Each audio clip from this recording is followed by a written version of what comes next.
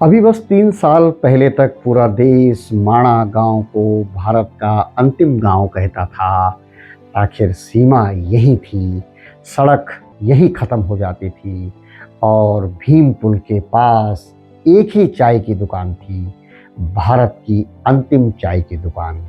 लोग यहाँ चाय पीते थे, फोटो खिंचवाते थे और गर्व से कहते थे, हम देश के सबसे अंतिम छोर तक आए हैं। लेकिन 21 अक्टूबर 2022 को माणा गांव की किस्मत बदल गई जब प्रधानमंत्री नरेंद्र मोदी यहाँ पहुँचे तो उन्होंने एक ऐतिहासिक बात कही, माणा गांव भारत का अंतिम नहीं, मेरे लिए देश का प्रथम गांव है। नमस्कार, मैं हूं शीशपाल गोसाई। इस एक वाक्य ने माणा की पहचान बदल दी और अगले ही साल 25 अप्रैल 2023 को बॉर्डर रोड ऑर्गेनाइजेशंस ने गांव के प्रवेश द्वार पर नया बोर्ड लगा दिया, फर्स्ट इंडियन विलेज माणा। पहले यहाँ एक चाय की दुकान थी, वह अंतिम चाय की दुकान थी। आज वहाँ कई दुकानें हैं, हर कोई प्रथम दुकान कह रहा है। पहले यहाँ कुछ 100 लोग आते थे, आज बद्रीनाथ जितनी भीड़ माणा गांव पहुंचती है। 8 नवंबर 2025 शनिवार की सुबह जब मैं फिर एक बार माणा गांव की ओर बढ़ा तो पहाड़ ने मुझे एक नया दृश्य दिखाया। वही माणा गांव जो 2023 में मेरी यात्रा के दौरान शांत था, कम भीड़ वाला। इस बार हवा में ही यात्रियों की आहट थी। माणा गांव पहुंचने से पहले ही पुलिस के हाथ संकेत दे रहे थे, पार्किंग फुल है, गाड़ियों को यहीं रोक दिया जाए। माणा गांव पार्किंग स्टैंड बनाए गए हैं पर भीड़ इतनी कि जगह कम पड़ गई। जो गाड़ियां ऊपर जा चुकी हैं उनके लौटने तक नीचे वाले इंतजार करते हैं। माणा गांव आज सिर्फ 500 मीटर की पैदल दूरी नहीं, एक अनिवार्य पड़ाव बन चुका है जहां बद्रीनाथ के लगभग 80% तीर्थ यात्री पर्यटक बन जाते हैं। सरस्वती नदी, भीम पुल और माणा के इतिहास को देखने वाले खोजी बन जाते हैं। 500 मीटर के इस पैदल रास्ते पर लोगों की आती जाती भीड़ एक चलती फिरती कहानी लगती है। 2 किलोमीटर पहले तक ये लोग तीर्थ यात्री थे, यहाँ आते ही पर्यटक हो गए। किसी के हाथ में कैमरा, किसी के मन में स्वर्गारोहणी जाने की इच्छा, किसी के बर्तन में भरने को सरस्वती का ठंडा निर्मल जल।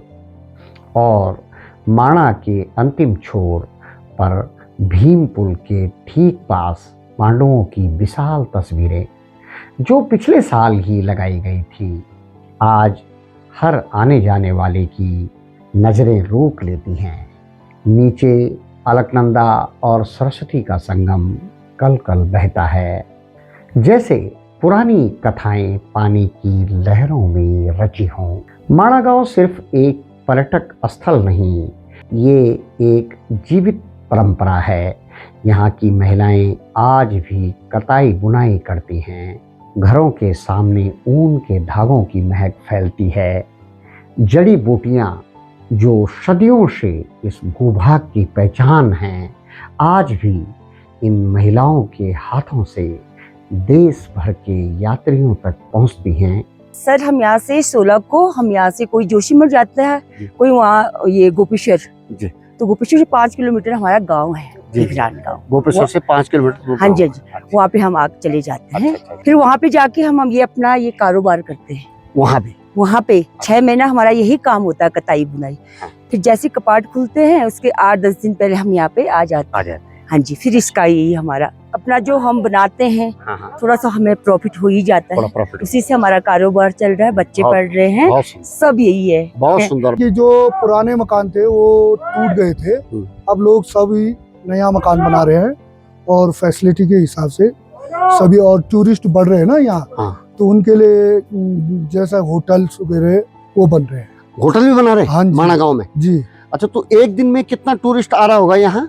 यहाँ जितने बद्रीनाथ आते हैं वो सभी यहाँ आते हैं। सभी यहाँ हाँ आते हैं, जी जितना टूरिस्ट आता है। जी, तो यानी कि एक दिन में यहाँ 10,000 आदमी भी आता है लगभग। हाँ जी, लगभग। हाँ जी। आपकी कौन सी पीढ़ी चल रही है ये, 5वीं या चौथी पीढ़ी? ये चौथी पीढ़ी है सर। चौथी पीढ़ी। हाँ जी। अच्छा, आपके पिताजी भी यही काम करते थे? हाँ जी, हमारे पिताजी तो खेती वगैरह करते थे। खेती में सबसे ज्यादा यहाँ होता है सब्जी आलू का। अच्छा, आलू का खेती होती है। आलू बहुत बढ़िया। और राजमा? हाँ जी, यहाँ पर जागरूकता तो आए है, जो माइग्रेशन तो हमारा कम ही हुआ है अच्छा, कम ही हुआ। सर। हाँ लेकिन जी, आपके लोग देहरादून, दिल्ली, बम्बई भी तो रहते जॉब हैं, करते हैं। जॉब करते हैं जी, ज्यादा। यहाँ के लोग ज्यादातर जॉब करते हैं। कितने लोग होंगे 350 परिवार में? 350 परिवार में सभी परिवार के जॉब करते हैं। सभी अधिकारी? हाँ जी।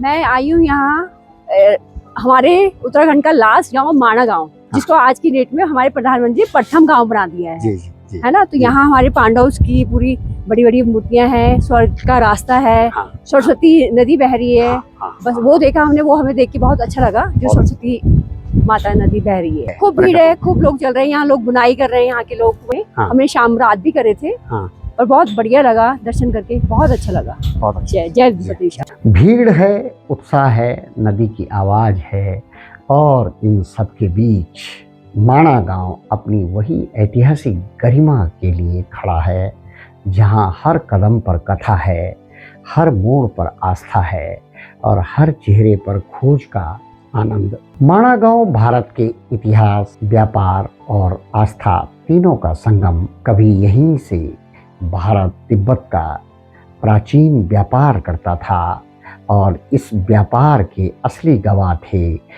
यहीं के भोटिया समुदाय के सीमांत लोग।